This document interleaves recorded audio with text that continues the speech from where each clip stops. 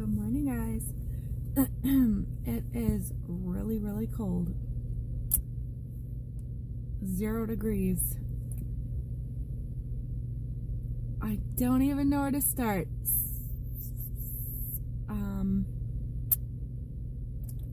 Last week I had made some videos and I have not uploaded them. It's been a crazy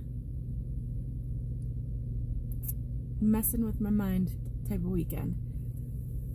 Last Thursday I ended up going into urgent care because my doctors haven't been able to squeeze me in. This is what she told me to do if I needed to get in because my symptoms were getting really bad. I made a video. I'll probably put it in here. I'm sorry if anything is repeating. There's a lot going on. From urgent care, they sent me to the emergency room because my throat muscles have been really weird and feeling super weak, and I've been having a hard time breathing, so they wanted to just be sure that everything was okay. I spent a couple hours in the emergency room, got more blood tests. My doctor said I'm a complicated case. Then the next day, on Friday, I was at work and I heard back from the Mayo Clinic. They said that it would probably be up to like 2 weeks, but I didn't know that it was very hard to get in as a patient in the MS department. They called me on Friday and said that I was accepted as a patient. I have to skip work for a week in January. January 13th I start. They want me to stay in a hotel there, and Monday through Friday I have to do like all day crazy testing, and it's kind of like I'm super happy that they took me seriously, that they thought that all of these symptoms that I've been going through are for real and they are trying to get me in. On the other hand, I've got the mom guilt. I'm going to have to like spend all of family's money. It's horrible. Like, I'm making my husband take time off work and do all the things and take care of the kids, and I'm going to be up in a hotel, spending money in a hotel and staying there all week, and it's very stressful to get a diagnosis like MS that there is no cure.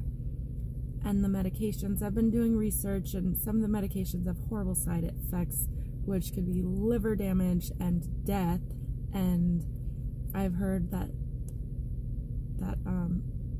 treatment options can be in the thousands a month, and even if your insurance covers most of it, it could be $500-600 a month, which I do not have money to do that. So I'm kind of like trying to wrap my mind around all of this, and it's a lot. It's a lot to handle.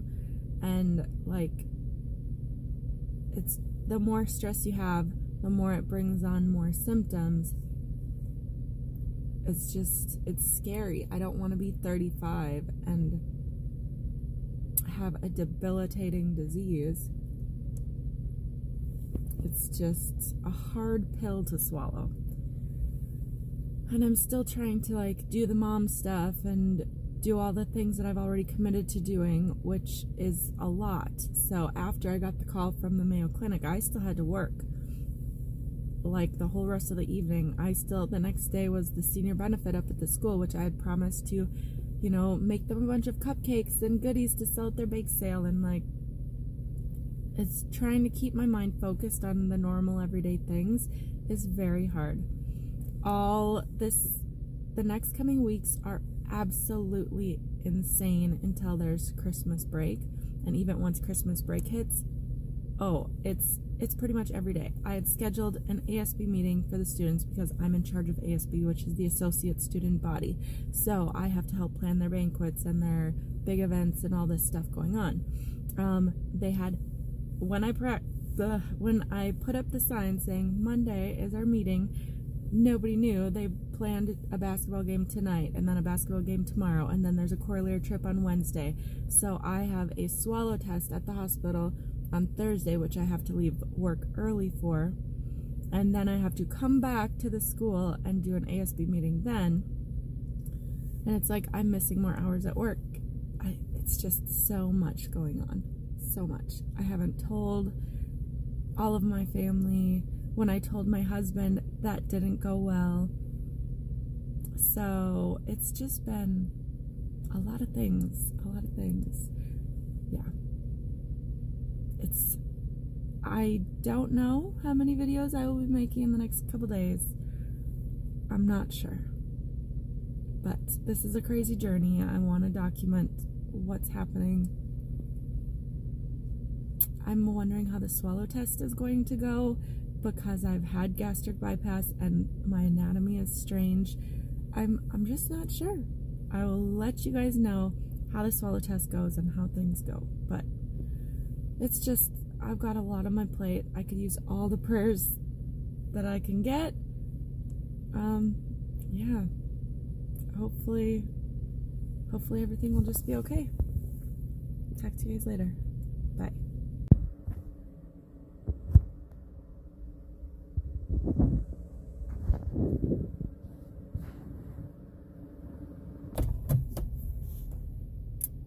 Hi guys, this is a super flattering angle. Super. So I'm gonna chitty chatty with you about what happened last night as I drive home.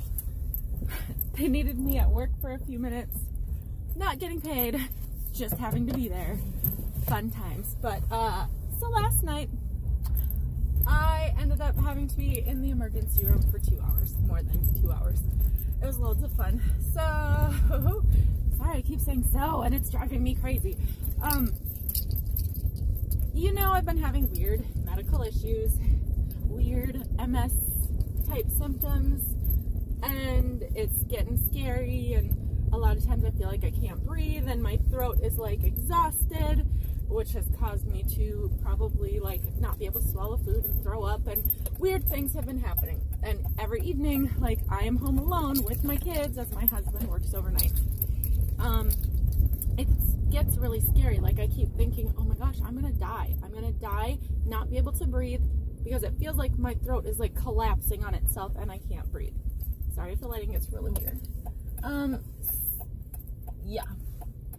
My sister was like, you need to go into the doctor, even if it's urgent care, and you need to figure out what's going on, or otherwise I'm telling mom. Yes, my sister threatens to tattle on mommy to me. So my husband had yesterday off, a weird random day in the middle of the week. I was already planning on going to urgent care because that is what my doctor told me to do. My doctor said that they couldn't fit me in anytime soon, and so if my symptoms got worse, that I should go to urgent care. That is what I did yesterday. As soon as I was done with work, I was feeling horrible. It's just like not going away, not getting better. I dropped off my son with my husband.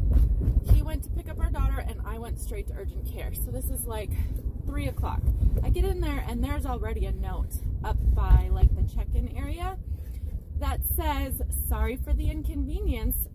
Right now, our urgent care wait is like over an hour. I was like, is there any way you could just maybe send me to the emergency room? She goes, oh, no. Now, everybody sits in urgent care, and then they will triage you and, you know, send you wherever. So it could still be over an hour wait, probably over an hour wait to get into emergency too. And I was like, okay. So I get in, they triaged me, and because of my strange symptoms of feeling like I can't breathe, they actually were super good, and they're like, we don't take this lightly. They sent me over to the emergency area right away. They wouldn't let me walk either because I've had a history of like dizziness and weird stuff. They didn't want me to fall and have them be held accountable for that. So they sent me over there, and you know, they got my vitals, and they had an emergency room doctor come in. I'm not sure what to think. He seemed pleasant enough. I know he was super busy, and he was like, okay, so the thing is, he goes, they have been using urgent care as an overflow for doctor visits because they're all, you know, booked up. He goes, it's not your fault. That's what they told you to do. He goes, but then someone like you comes in with a very complicated case, and he goes, they don't know what to do for you. He goes, I don't really know what to do for you. He goes, it's not my specialty. And he goes, we can check your electrolytes and do some blood work. He goes, but I'm not exactly sure what to tell you. Yeah. So I sat there and I sat there. Maybe 40 minutes go by, and then the phlebotomist comes in, and she was the nicest person ever. I absolutely loved her. But I have teeny tiny difficult little veins. When I had gastric bypass, like, somebody had tried digging around for a vein, they couldn't get it. They had another person come try, they couldn't get it. They used the ultrasound machine, they couldn't get it. I have like one teeny little vein that if you use a child's needle, you can get my blood or whatever, but sometimes it also blows. So, sorry, every time I say so, it distracts me and I'm like, stop saying it. And I almost just said it again. She used that little vein, and she used a normal sized needle, and my vein blew. And I was like, oh great, that's not a good sign. She looked at the top of my hand and tried there. We couldn't get any blood out. She looked at like the inside of my wrist, and she was like, oh, we might be able to use these ones. And I was like, go for it. She goes, it hurts more. And I was like, I don't even care, just do it. I was like, I used to do all of my piercings myself when I was in my crazy period of life. And I was like, I don't even care. It doesn't faze me. So she dug around in the inside of my wrist and couldn't find it there. Well, she couldn't get any blood out. So she goes back to the same spot that like my vein had blown, my good vein, and she went down further and she couldn't get anything out. And then she tried like over on the side over here. It was like a good, I don't know, 30 minutes or so of being stabbed and trying to get blood out. She finally got blood off like the side of my arm. But I'm not even mad. She was the nicest person ever. So sweet. Yeah. They did the blood work. I'm sitting there a long time.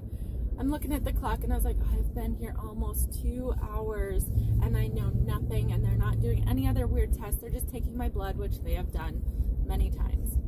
The doctor finally comes back in and he was like, well, he goes, you know, your electrolytes are fine. Everything looks pretty normal. He goes, we're gonna be ordering a swallow study.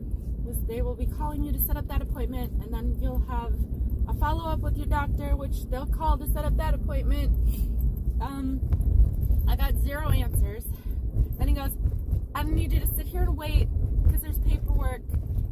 So I waited for another, I don't know, 15, 20 minutes as they had to get me my paperwork. OMG. I try to be patient. I try to do whatever. I know that they're busy, that they're usually understaffed, and I came in and I wasn't dying, so I know, but I'm sitting here frustrated going years and months, and they're like, oh, we'll do the same test that we just did a few months ago and everything was normal. I'm like, I need some actual answers. Like, my symptoms have all of a sudden in the past, I'd say since July, gotten really bad. Like, so many symptoms, and it's not normal, and I'm getting really frustrated because I have no answers. If it is something like MS, I need it slowed the crap down. I have a little 1-year-old. I have a 6-year-old. I have to be able to be mom. I have to do everything that I have to do. I have to be able to work. And it is definitely causing issues in my life right now. And making me super stressed out and feel like I am dying every single day. I just want some answers. Like, while I'm sitting in the hospital in the emergency room, can you just throw me into the MRI machine, check my brain, see if you can get some answers? Like, why order 500,000 other tests? Now I'm gonna have to pay another huge bill, probably like $900 for going to the emergency room, probably another, I don't know how much to do the blood work. It's really exhausting and frustrating, and trying to like be an advocate for yourself when I'm already a very shy person. I'm already very, like, I don't stand up for myself, and it is so hard for me to actually go in and do the things that the doctors tell me to do, like Okay, if things are worse, go to urgent care. I go there and nothing happens. Like, I legitimately every day feel like I can't breathe. I don't know what to do. Sorry if this is like bringing you down. Life has been really, really frustrating.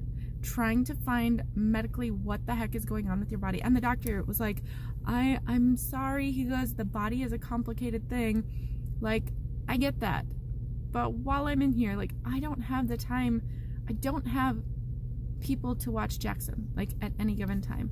I don't have a daycare, and it's really hard for me to get into any appointment. So to make an appointment, to just make an appointment, is difficult. I don't know what to do. Okay, guys. I was attempting Vlogmas. I tried. I'm trying. At this point, it's a little difficult. Love you guys. If you would just keep me in your prayers to find out what's going on, I'd appreciate it. It's really stressful to be a mom of little kids. Like, if something happened to me, I don't know what would happen with them. Like, if me and Dennis both didn't die, like, he works all the time, long hours, he's not around. I don't know what would happen. And without dual incomes, I don't know how we would keep our house. It's just stressful. I'm so sorry. I don't know why I'm venting everything to you. Hey, look, my hair is down. You never see me with it down. You can see all the, like, baby hair growth. Like having a baby, and then all your hair falls out, and then it starts growing back again. I feel like after weight loss surgery. And, you know, my niece living at my house. There's more drama. I found out that she had a black eye yesterday. And I found out that one of the people she was hanging out with got put in jail for domestic violence. I looked up the report, and it said that 2 females got into an altercation with him. One of the females had to, like, beat the guy up with a bat because he was beating up the other girl. And I was like, Bailey, were you a part of this mess? Like, was one of those women you? I said, did this guy give you the black eye? Like, where did it come from? And since my husband was home last night, he was like, if she was a part of that, I don't know that she's going to be able to stay. So, like, if he gets out of jail and comes looking for revenge, he's coming to our house. Why is my life like this right now? So I had to yell at her and be like, why are you making these life decisions? Like, you know the difference between right and wrong. You know the kind of people that you should be hanging out with. Like, I don't understand why you are self-sabotaging your entire life. It's like, it's not just about you, Bailey. All the rest of these people in this house, like, your decisions affect all of us. And she was like, I'm sorry, I'm sorry. I said, don't be sorry, just make better decisions. I said, you know, I expect better out of you. Like, you are a smart person. Like, we are here. We are all, you have a huge support system of people to help you with anything that you could need. Like, reach out and use us as support. I don't know what to do. I might have a nervous breakdown. I might.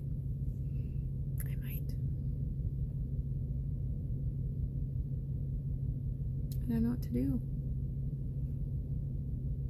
I feel like I need my mommy here. Why is my mom so far away when I need her to help me? Alright, hopefully my work clothes are done from the dryer. Get ready for work, get Jackson ready. Oh, and the boarding school I work at, I have some of the senior girls watching my son, like, all day long. There's, like, one works from, you know, works an hour and a half, then the next girl comes in, works like an hour, hour and a half. It's like in between their classes and their schedules. So they have their senior benefit this Saturday night with they're raising money for their class trip. Guess what I found out this morning? I have no babysitters.